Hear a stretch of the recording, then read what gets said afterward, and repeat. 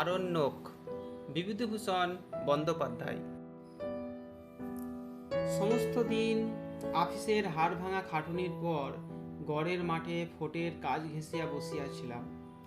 নিকটেই একটা বাদাম গাছ। চুপ করিয়া খানিকটা বসিয়া বাদাম গাছের সামনে ফোটের পরীক্ষার ঢেউ খেলানো জমিটা দেখিয়া হঠাৎ মনে হইল যেন লবটুলিয়ার উত্তর সীমানায় সরস্বতী কুণ্ডির ধারে সন্ধ্যাবেলায় বসিয়া আছি।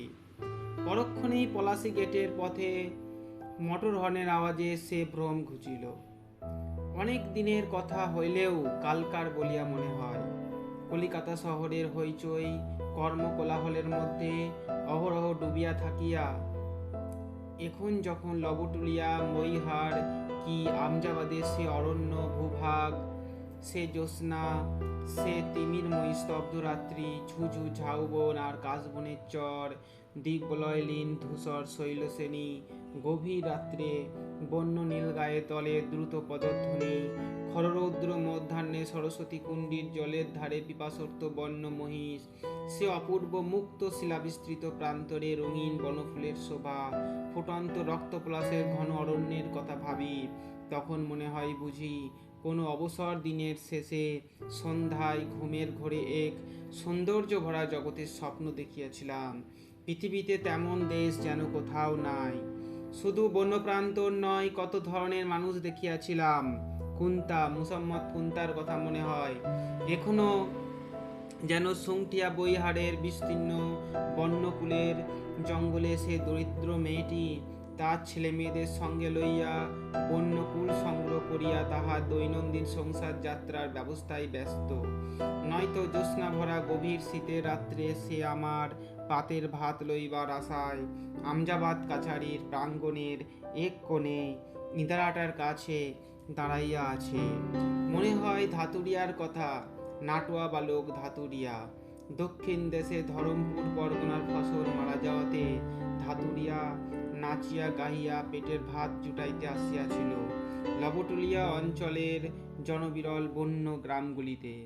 চীনা ঘাসের দানা ভাজা আর আখের গুড় খাইতে পাইয়া কি খুশির হাসি দেখিয়াছিলাম তাহার মুখে। কোঁকড়া কোঁকড়া চুল, ডাগর চোখ, একটু মেয়েলি ধরনের ভাবভঙ্গি। বছর 13-14 বয়সে সুশ্রী ছেলেটি।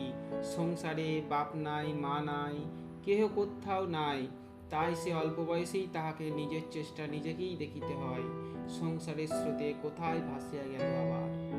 মনে পড়ে সরল মহাজন ধাঁওতল সাহুকে। আমার খড়ের বাংলোর কোনাটাতে বসিয়ে সে বড় বড় সুপারি জাঁতি দিয়ে কাটিতেছে।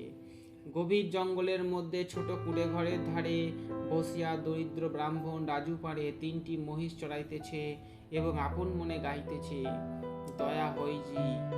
মহালিকা রূপের পাহাড়ের পাদদেশে বিশাল বনপ্রান্তরে বসন্ত নামিয়াছে। লবটুলিয়া বইহাড়ে সর্বত্র হলুদ রঙের গোলগলি ফুলের মেলা। দ্বীপপহরে তাম্রভ রৌদ্রদগ্ধ দিগন্ত বালির ঝড়ে ঝাপসা রাত্রে দূরে মহালিকা রূপের পাহাড়ে আগুনের মালা, শালবনে আগুন দিয়াছে।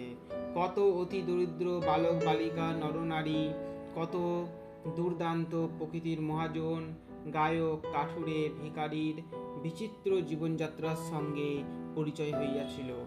অন্ধকার প্রান্তরে খড়ের বাংলোয় বসিয়া বসিয়া বন্য শিকারীর মুখে অদ্ভুত গল্প শুনিতাম। মোহনপুরা রিজার্ভ ফরেস্টের মধ্যে গভীর রাত্রিতে বন্য মহিষ শিকার করিতে গিয়া ডালপালা ঢাকা গর্তের ধারে বিরাটকায় বন্য মহিষদের দেবথাকা তারা দেখিয়েছিল। ইহাদের কথাই বলিব। জগতে যে পথে সভ্য মানুষের চলাচল কম, কত অদ্ভুত জীবনধারা স্রোত আপন মনে উপল বিকীর্ণ অজানা নদী খাত দিয়া ঝিরঝির করিয়া বহিয়া চলে সে পথে। তাহাদের সহিত পরিচয় স্মৃতি আজও ভুলিতে পারি নাই। কিন্তু আমার এ স্মৃতি আনন্দের নয়, দুঃখের। এই স্বচ্ছন্দ প্রকৃতির লীলাভূমি আমার হাতেই বিনষ্ট হইয়াছিল। বনের দেবতারা সেজন্য আমায় কখনো ক্ষমা করিবেন না জানি।